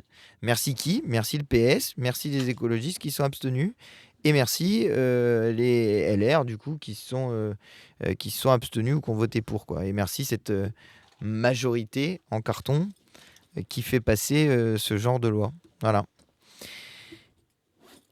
Donc, retenez bien ces chiffres. Très exactement, c'est 3,6 milliards d'euros de coupe dans le budget de l'hôpital et vous allez avoir des mutuelles qui vont augmenter. Et non, c'était pas grave qu'il n'y ait pas de budget. Voilà. Et alors, pour ceux qui diraient, oui, mais quand même, vous imaginez s'il n'y avait pas eu de budget, ça faisait 30 milliards d'euros de coupe, 30 milliards d'euros, pardon, de... Salut Mathis. À demain. Ça faisait 30 milliards d'euros de déficit. Bah, excusez-moi, mais en fait, le déficit sur les 30 milliards d'euros, vous pouvez aller récupérer 62 milliards sur les exonérations de cotisations qui ont été faites petit à petit au patronat. Et puis par ailleurs, vous pouvez récupérer aussi l'argent de la fraude à l'emploi. C'est 20 milliards d'euros par an quand même, hein, le travail dissimulé. 20 milliards d'euros que ça coûte au budget de l'État et de la sécurité sociale, le travail dissimulé. Donc voilà, il y a matière. Si jamais vous avez envie de récupérer du fric, il y a matière à le faire. Mais bon, il faut avoir un petit peu de volonté politique, quoi. Mais j'ai pas l'impression que ce soit le cas. Ensuite, oh, je suis désolé. Oh, je suis désolé. Attendez, faut que je regarde juste un truc. Voilà. Bah, je pense que ça va pas tarder le live de Mélenchon. L'autre truc que je voulais vous dire, c'est Nathalie Saint-Cric. J'en ai parlé un petit peu tout à l'heure avant de partir, mais je pense qu'il y a plein de gens qui sont partis depuis. Je suis désolé, je réponds pas trop aux commentaires. Je vous traite mes thèmes à la va-vite avant que ça commence le. le... Il y a quelqu'un qui me dit Antoine, t'es trop beau, arrête, STP, tu déstabilises. Merci, c'est gentil. Et encore, je suis pas au mieux de ma forme. Quand j'aurais perdu mes 3 kilos en trop, ça sera mieux. Nathalie Saint-Cric, un PB. Vous vous souvenez quand Nathalie Saint-Cric elle avait fait ça? Attendez, j'ai trop envie de vous faire un petit. J'ai trop envie de vous faire ça.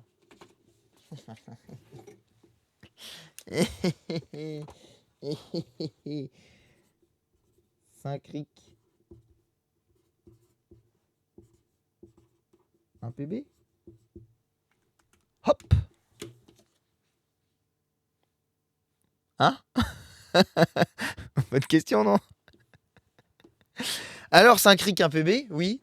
Elle a tenu des propos islamophobes, mais vraiment, chaud, puisque dans une discussion avec Alexis Corbière, filmée, hein, c'est pas une discussion comme ça qu'elle aurait eue au bistrot ou je sais pas quoi, non, c'est une discussion dans une vidéo.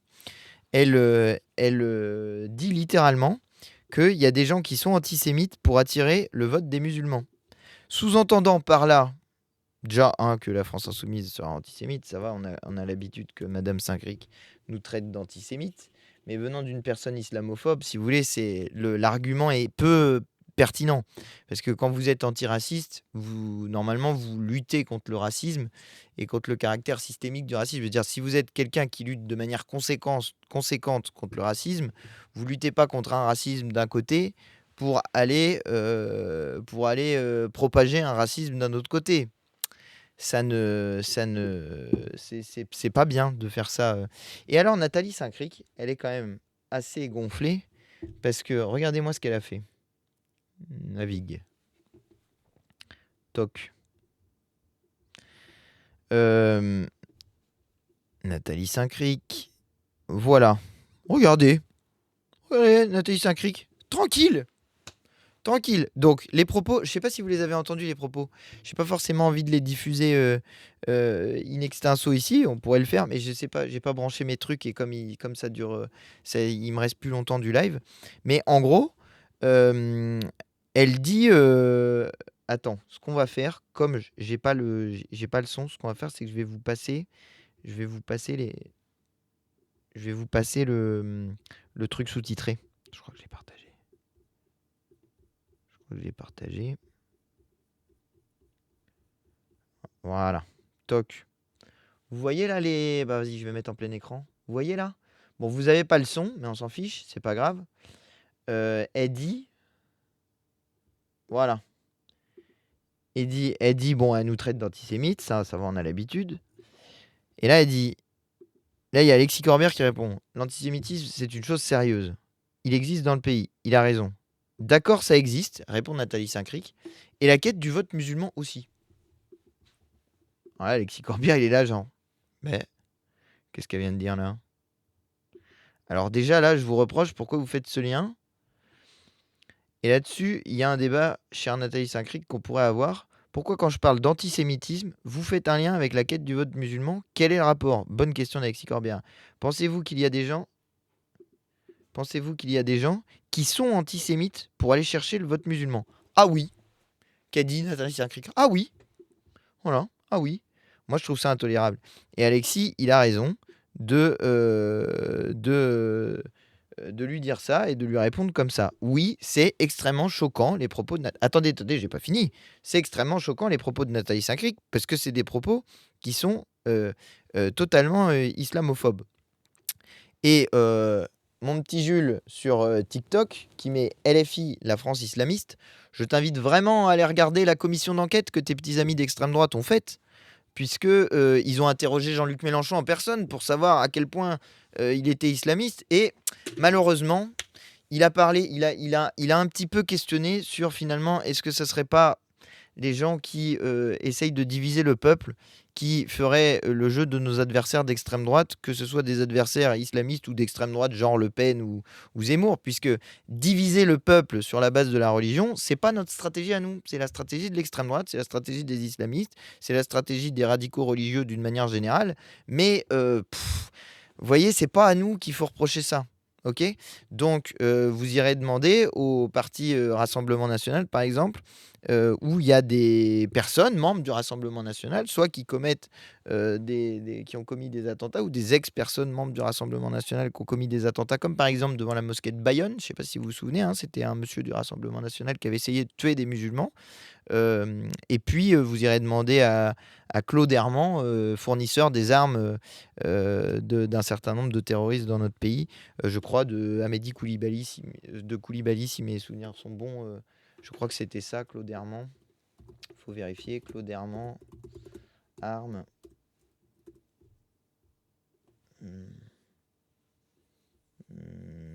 Claude Herman. Voilà, c'est ça. Claude Herman, militant d'extrême droite de 57 ans, a importé les armes utilisées par Amédi Koulibaly. Voilà, Claude Herman. Donc voilà, allez poser ce genre de questions à l'extrême droite parce que vous voyez, en fait, c'est fatigant si vous voulez, parce que l'idéologie islamiste, globalement, elle est quand même beaucoup plus proche de l'extrême droite que de n'importe quelle autre idéologie. Vous voyez, par exemple, quelqu'un de stupide comme Monsieur Odoul, il a été capable une fois de nous traiter, nous, d'islamo-wokistes. Alors là, je me dis, Monsieur Odoul, faudrait qu'il se fasse greffer un truc gris qu'on appelle un cerveau, parce que faut choisir son côté. Soit on est woke, soit on est islamiste, mais c'est difficile d'être les deux. C'est vraiment difficile d'être les deux en même temps, tu vois. Tu peux pas être woke et islamiste. Il y a un truc qui... voilà, la greffe prend pas, c'est exactement ça. Mais oui, voilà. Donc, je reviens à Nathalie Saint-Cric parce que vous m'avez perturbé avec vos trucs là. Mais ça m'amuse, j'adore. Je vous trouve, en fait, les gens d'extrême droite qui sont là, je vous remercie déjà de mettre des commentaires que vous mettez parce que ça dit à quel point vous vous faites laver le cerveau par des médias qui vous font penser des trucs sur nous et vous venez pas à la source de l'information. Moi, je vous conseille vraiment de faire ça. Vraiment, si vous votez pour l'extrême droite, vous avez fait le choix de voter pour l'extrême droite. Attends, on va laisser Nathalie Saint-Cric 2 minutes en pause. Vous avez fait le choix de voter pour l'extrême droite. Je suis totalement opposé à ce que vous faites. Moi, je considère que l'extrême droite, elle défend une politique raciste, qu'elle véhicule de la haine dans notre société, qu'elle remet en cause un certain nombre de valeurs républicaines. Souvenez-vous quand même qu'ils avaient dit que les personnes qui ont une double nationalité ne pourraient pas accéder à un certain nombre d'emplois. Ce qui voudrait dire, d'une certaine manière, que des gens auraient une double allégeance et que... ils seraient pas totalement français en fait s'ils ont une double nationalité, vous voyez, ce qui est une manière, ce qui est profondément raciste, ce qui d'ailleurs avait été largement critiqué. Aujourd'hui, ils essayent de faire oublier, mais il y a d'autres choses, la suppression du droit du sol. On pourra faire un jour, on pourra faire un échange assez long. Peut-être, tiens, je ferai ça demain. Tiens, allez hop, je vous donne rendez-vous demain. Je sais pas à quelle heure, mais demain dans la journée, restez connectés sur Twitch et sur TikTok. Il y a la niche du Parti Socialiste. Et je pense que je ferai une pause à un moment donné quand il y aura des débats. Là, des fois, ça dure des heures avant qu'il y ait un vote. Pendant qu'il n'y a pas de vote, je ferai un petit live potentiellement et puis on reparle de ça. Mais juste pour finir sur ce point, franchement, mais allez vérifier les choses par vous-même. Allez regarder les choses par vous-même. Vous pensez vraiment. Imaginez-vous, tu vois. Des stratèges insoumis là, tac, alors qu'est-ce qu'on va faire, punaise, alors nous, il faudrait qu'on dise des trucs communautaristes, ça va rejoindre d'ailleurs ce que dit Saint-Cric, vous allez voir. Nous, on devrait faire des trucs communautaristes pour essayer de gagner les élections, donc c'est quoi notre objectif là? Ça y est, paf, ça nous est venu comme ça, on va essayer de convaincre les musulmans et dire des trucs qui vont plaire que aux musulmans. Oui, enfin, sauf que c'est 7% de la population, donc vous pouvez... Même si vous convainquez 100% des gens, ce qui n'est pas possible parce qu'il y a des musulmans de droite, et il y a des musulmans de gauche, il y a des musulmans de droite, il y a des musulmans du centre, et il y a une partie qui est abstentionniste. Enfin bref, c'est des gens normaux, quoi. Et là, pam, les grands stratèges insoumis, ils font « Ouais, vas-y, on va gagner des élections en faisant 7%. » Vous êtes... Ou, alors attendez, encore pire. Allez, on va encourager... dans votre logique, vous dites « Ah tiens, les insoumis, ils vont essayer d'encourager... les islamistes et les terroristes. » Vous pensez vraiment que ça fait gagner les élections? Même auprès des musulmans, vous pensez que ça fait gagner les élections? C'est dingo, quoi. C'est vraiment, ça me fume. Et par ailleurs, en fait, le vrai problème, mais j'ai déjà dit, en fait, moi, ça m'embête que les personnes musulmanes de droite ne se sentent plus représentées par des gens de droite. Parce que les gens de droite, ils sont devenus tellement islamophobes que des gens qui, par exemple, sur le plan économique, ils seraient plutôt d'accord avec, je sais pas qui, moi, avec les propositions de Macron, par exemple, tu vois, et ben, si ils se font tellement insulter sans arrêt, et comme nous, on est les seuls à juste dire il faut considérer les gens normalement. Non, mais en plus, on dit même pas qu'il faut les considérer mieux ou les avantager dans la société française. On dit juste, il y a écrit liberté, égalité, fraternité, et les gars, il faut faire quelque chose, quoi. Et je veux dire, être musulman et de droite dans notre pays aujourd'hui, c'est pas facile, hein. C'est pas facile. Ça veut dire que, bon, sur le plan économique, tu es quand même plutôt d'accord avec la droite, puis tu penses que les insoumis, c'est vraiment des zinzins sur le plan de l'économie, parce que les gens de droite, ils pensent qu'on est des zinzins sur le plan de l'économie. Donc tu penses ça, mais tu te dis en même temps, les mecs de droite passent leur temps à m'insulter. Donc qu'est-ce que tu fais? Tu vois, tu es dans une situation extrêmement, extrêmement compliquée. Moi, je vous invite donc à aller regarder par vous-même, parce que franchement, on vous fait penser des choses sur nous qui sont fausses. Mais en même temps, c'est logique. Mais il y a quelques années, l'extrême droite se prétendait anti-système. Maintenant, vous avez juste allumé la télévision et pouf, le système médiatique raconte la politique de l'extrême droite, même sur le service public de l'information. J'en reviens à Nathalie Saint-Cric, puisque on m'a dit, j'ai vu passer que Jean-Luc avait commencé, donc je vais vous envoyer aller regarder le live de Jean-Luc Mélenchon. Je veux pas faire durer trop longtemps. En même temps, il organise ses trucs le mercredi, alors qu'on fait des lives tous les mercredis. Non, je déconne. Mais du coup, Nathalie Saint-Cric, qu'est-ce qu'elle fait? Elle tient des propos islamophobes. Qu'est-ce qu'elle fait?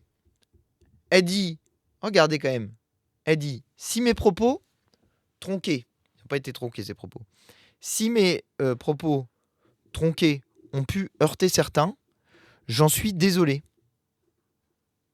C'est pas des excuses. Elle dit que ces propos, ils ont heurté, et elle en est désolée, tu vois. Mais c'est pas mes propos sont choquants.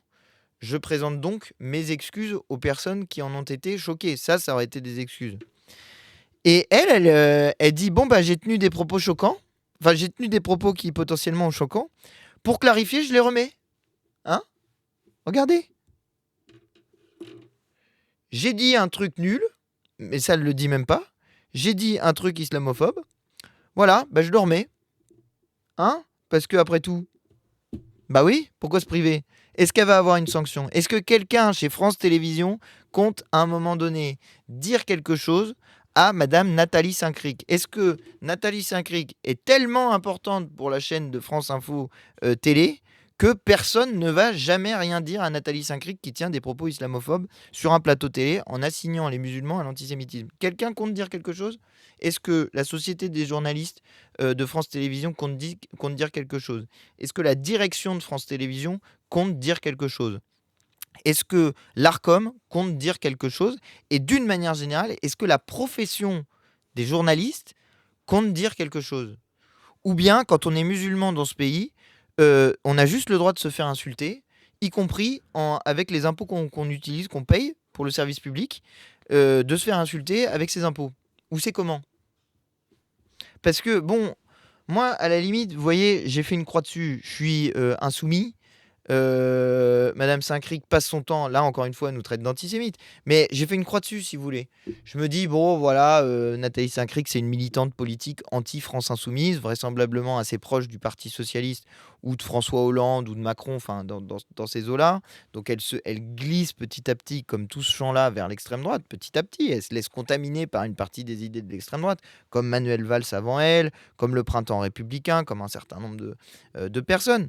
Donc je me dis, bon, ben nous, les insoumis, allez, on se fait insulter, on se fait traiter de tous les noms, mais allez, ça fait partie de la liberté d'expression et ça fait partie du droit à la critique. Allez, c'est pas grave, c'est nos impôts, c'est pas grave, c'est bon, on paye pour se faire insulter. Ok. Mais les musulmans, pourquoi en fait? Qu'est-ce qu'ils ont fait?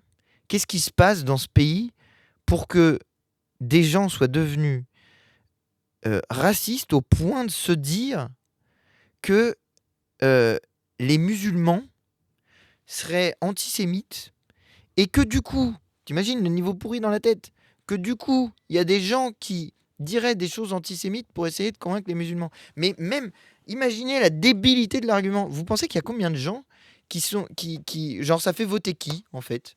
Qui va dire, ah oui, bah moi je vais voter avec plaisir pour un parti antisémite? Personne. Ça n'existe pas. En fait, les Français ne sont pas des gens... Même les gens qui tiennent des propos racistes, généralement, quand ils tiennent des propos racistes, à part les députés du RN et les gens comme ça, mais les gens, je veux dire, dans le quotidien, quoi. Quand ils tiennent des propos racistes, ils commencent par dire « je suis pas raciste, mais suivi d'un propos raciste. Donc ça veut dire que même quand ils tiennent des propos racistes, les gens ils savent que quand même, au fond d'eux, tu vois, ils savent qu'il y a un problème avec ce qu'ils sont en train de dire après le mais. Ils le savent. Et ils n'ont pas envie qu'on les qualifie de racistes. Donc là, Nathalie Saint-Cric, elle voit bien qu'il y a un problème, tout le monde lui dit, mais elle s'en fout. Elle remet, elle redit, elle dit bon allez, regardez bien tout ça, là, voilà.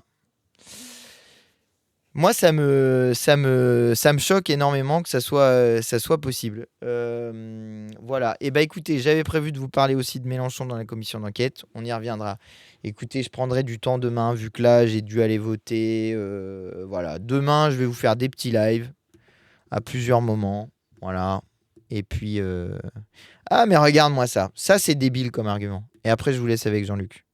Accuser tout le monde qui n'est pas d'accord avec toi de raciste, bravo. Me dit Al27S sur TikTok. Mais je fais pas ça en fait. Moi, je qualifie de raciste des gens qui tiennent des propos racistes.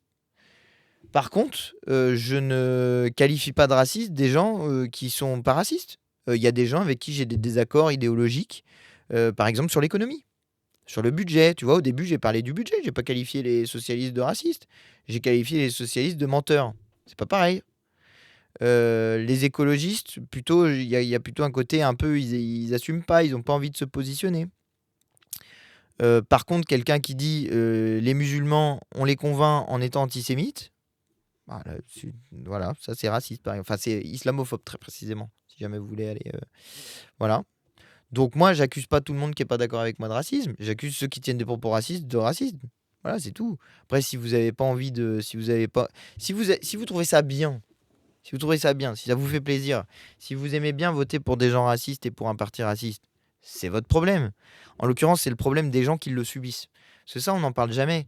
Mais subir le racisme dans notre société, c'est une plus grande difficulté pour accéder à l'emploi, au logement, même pour l'éducation. C'est des choses qui sont plus compliquées. Et puis par ailleurs, c'est aussi, ça c'est des choses dont on ne parle pas, mais c'est aussi des troubles psy. Ça génère un mal-être qui est extrêmement profond et où il faut bien voir ce que ça veut dire le racisme. C'est une mise à distance de soi-même. Enfin, c'est des gens qui vous mettent à distance du collectif qu'on appelle la nation. D'accord ? C'est ça ce que ça produit le racisme. C'est on vous dit, vous n'êtes pas tout à fait, pas totalement français et vous ne faites pas totalement partie du même peuple que les autres. C'est ça ce que ça dit. Donc ça crée une ligne, ça trace une division à l'intérieur du peuple. Et moi, je vais plus loin parce que, alors là, je sais que je vais faire hurler les gens, mais pareil pour les étrangers. Dans notre pays, il y a environ 5 millions de personnes qui sont étrangères. Ok ? 5 millions. Vous avez l'impression de quoi ? Vous avez l'impression... c'est quoi le problème avec les étrangers, en l'occurrence, dans notre pays ? Ils font quoi ? Ils bossent, ils font des études, des fois ils galèrent à trouver un travail ou à faire des études. Ils galèrent surtout avec les papiers de la préfecture qui met des plombes avant de redonner les papiers. Ils fondent une famille, ils sont amoureux, ils ont des disputes. Voilà, ils ont une vie normale en fait. Ils ont une vie normale de gens normaux et ils font chez personne. Et par ailleurs, tiens, vous savez, souvent l'extrême droite, ils disent oui, nanana, les étrangers. Regarde le débile. AL27. Franchement, je suis désolé pour toi, mais alors là, pof, ça y est, t'es tombé dans mon piège. Les étrangers, ils votent pas. Parce qu'il me dit, on a compris qui est votre électorat. Je suis en train de défendre les étrangers. Ça vote pas, les étrangers. Ils n'ont pas le droit de vote. C'est le principe même. C'est en fait, justement, si jamais tu étais républicain, bah, tu saurais qu'en France, l'identité nationale, elle est attachée à la citoyenneté. Et que ce qui fait de nous des Français, c'est notre citoyenneté et que notre égalité, elle est définie en droit, c'est-à-dire nous, on considère que les êtres humains sont égaux en droit. Enfin, moi, je considère, toi, tu considères pas ça, mais c'est encore dans la Déclaration des droits de l'homme et du citoyen de la Constitution. Et ce qui fonde notre égalité comme citoyen, ce qui fait que les citoyens sont égaux, c'est le vote. Puisque tu mets un bulletin dans l'urne, pouf, ce jour-là, tu vaux autant que Bernard Arnault, ou c'est un peu triste, mais une personne raciste vaut autant qu'une personne pas raciste. Voilà. Moi, je trouve ça un peu triste. Je trouve les personnes pas racistes, elles devraient avoir un peu plus de points, tu vois. C'est des meilleures personnes, c'est des personnes plus humaines, non? Tu vois? Et aussi l'autre truc, ah, regarde-moi ça, étranger, c'est simplement une personne qui va avoir la nationalité plus tard. Mais quelle méconnaissance de la situation dans notre pays. Première méconnaissance, c'est hyper dur d'acquérir la nationalité française. Hyper dur. Même toi, tu passerais pas les tests de connaissance de la République française qu'il faut avoir pour devenir citoyen de la République française quand t'es pas né français. Ok? Donc, un, c'est hyper dur. Deux, tout le monde n'a pas envie. Il y a des gens qui n'ont pas envie de devenir français. Ça fait pas plaisir à tout le monde. Il y a des gens, ça leur fait plaisir. Il y a des gens, ils ont envie et la préfecture les en empêche. Mais il y a des gens, ils n'ont pas envie. Ils font pas de demande de nationalité. Ils font des demandes juste pour avoir des titres de séjour, pour pouvoir vivre en France. Et ils sont très heureux d'être en France. Ça leur va. C'est bien. Ils aiment bien notre pays. Mais ils n'ont pas envie de prendre notre nationalité. D'ailleurs, peut-être que si toi, tu allais travailler dans un autre pays, tu n'auras pas envie de prendre une autre nationalité. Tu aurais juste envie d'être... Ah, regarde-moi débile. Mais franchement, mais tu t'enfonces. Tu fais un enfant sur le sol et il a la nationalité. Faux. Faux. Il y a 800 000 personnes dans notre pays qui sont nées en France et étrangers, à cause de lois racistes qui ont été mises en place petit à petit, qui visent à faire en sorte que les gens doivent demander la nationalité quand ils arrivent à leurs 18 ans. Et attends, c'est pas fini. Si jamais il n'y a pas eu d'interruption de leur séjour, il faut avoir une résidence de 10 ans suivie sur le territoire national. Tu pars un mois en vacances chez papy et mamie qui viennent d'un autre pays, pouf, rupture. T'as pas passé 10 ans à la suite. C'est une méconnaissance de comment fonctionne. En fait, je pense que pour beaucoup, souvent, dans la peur et la haine des étrangers, il y a beaucoup de méconnaissance de comment ça fonctionne. Et donc, pour aller jusqu'au bout de mon histoire, la part, le nombre de nos compatriotes qui sont... Parce que je vous ai parlé des étrangers, mais c'est pas la même chose que les immigrés. C'est-à-dire, il y a des gens qui sont des immigrés qui sont devenus nos compatriotes. Ça veut dire, ça c'est 2,5 millions de personnes. 2,5 millions de personnes qui étaient des étrangers, des immigrés devenus français. Bon, là ça va nous emmener trop loin. Demain, rendez-vous demain, je vous fais une lecture des données sur l'immigration, la naturalisation, comment ça fonctionne, etc. etc. Pourquoi tu évites toutes les questions de statistiques sur les violences commises par les étrangers? J'évite pas. C'est stupide, là encore. C'est-à-dire que toutes les enquêtes de criminologie sur le sujet de la violence conduisent à la même chose. Il n'y a pas de surreprésentation des étrangers dans la violence. Et il n'y a pas de surreprésentation des étrangers d'une manière générale dans les crimes et délits, à conditions sociales égales. C'est-à-dire, le plus souvent, les étrangers vont avoir des conditions sociales particulières, notamment de pauvreté, notamment de précarité parfois. Parfois, ça peut être y compris une augmentation d'une criminalité qui peut être associée à des troubles psychologiques ou à la consommation de stupéfiants, notamment du crack, puisque c'est ce qu'on appelle ce que certains appellent la drogue du pauvre, où justement vous avez des réseaux de criminalité qui sont très contents d'aller filer des produits stupéfiants à un certain nombre de personnes. Mais moi, je regarde des enquêtes de criminologie. En fait, je regarde pas CNews. D'accord, j'étudie le sujet de la criminalité. Je répète pas des trucs qui sont... Regarde, voilà, c'est bon. Il dit, va dormir. Désolé. Bah oui, mais bon, si vous voulez avoir des réponses de fond et que vous n'avez pas envie... Après, si vous avez envie de rester raciste et de vous enfermer dans votre racisme et de vous dire, oui, bah voilà. Tiens, regarde, je te donne une statistique. Je vous ai dit tout à l'heure, il y a 5 millions d'étrangers sur le territoire national. Ok. Les gens, souvent, ils vont dire, il y a une surreprésentation des étrangers en prison. Hein. Quand même, les étrangers, ils représentent que 11% de la population, ou 10%, je me souviens plus, mais quand même, ils représentent 20% des gens qui sont en prison, 25%. Ok. Alors, il y a une surreprésentation des étrangers. C'est bien la preuve que les étrangers sont des criminels. Déjà, il y a des crimes qui sont spécifiques au fait d'être étranger. Il y en a un, c'est la fraude documentaire. Bah oui, parce que comme vous avez besoin de papier pour travailler, pour rester en France, pour être avec votre famille, etc. Ah, Bah du coup, des fois, on essaye de faire des faux papiers pour rester avec sa famille. Bah oui, les gens sont humains, vous voyez. Ok. Et ça serait beaucoup plus simplifié si jamais on donnait des papiers aux gens, hein. Vraiment, ça simplifierait le travail de la préfecture, des services de police et de gendarmerie, des services de justice, des étrangers eux-mêmes, voilà. Mais bon, c'est comme ça. Et donc ça, c'est une fraude spécifique des étrangers. Et puis, je vous donne un chiffre. 99,7% des étrangers présents sur le territoire national ne sont pas en prison. Vraiment, littéralement, tu vois. Genre, l'immense majorité des étrangers ne sont pas en prison sur le territoire national. Alors, bah, qu'est-ce qu'ils font? Ah, bah ça, qu'est-ce qu'ils font? Voilà, ils vivent une vie normale. Et ils vous supportent, vous, les racistes et les xénophobes. Et vraiment, c'est dur, quoi. C'est dur, des fois, tu vois, d'être traité comme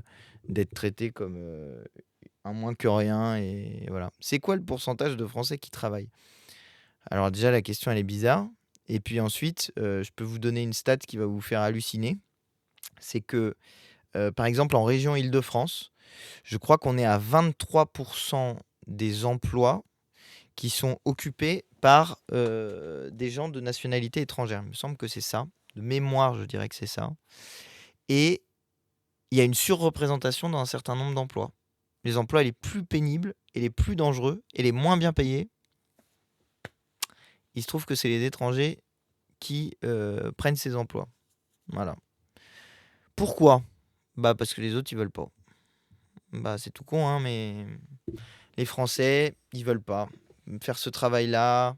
C'est trop mal payé, c'est trop pénible, c'est trop dangereux. C'est vraiment, ils veulent pas. Voilà.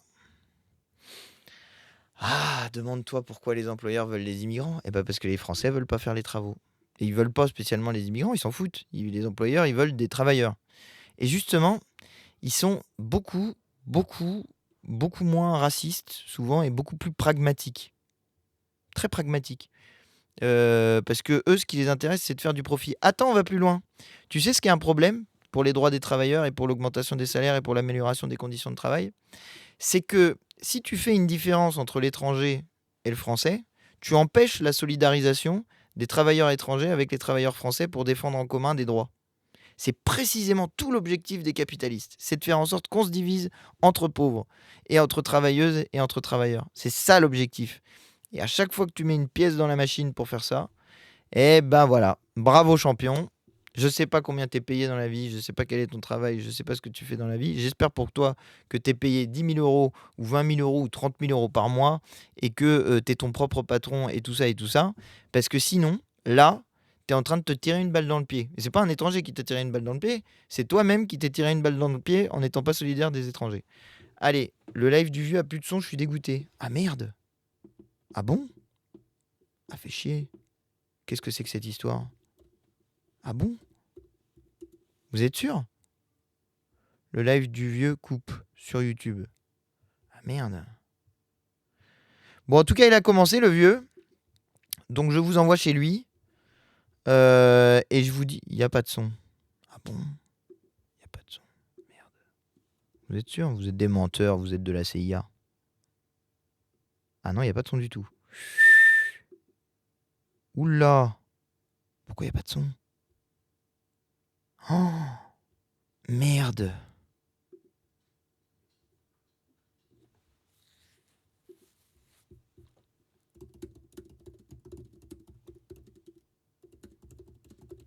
Je préviens quand même.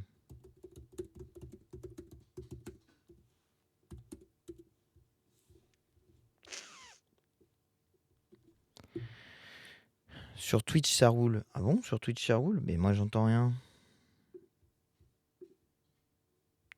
Ah merde.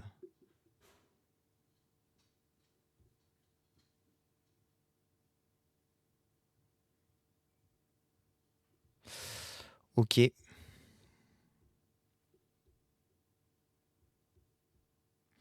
Bon, bah écoutez, je vais de toute façon devoir vous laisser parce que moi j'avais promis de rentrer. Je vais vous mettre en lien.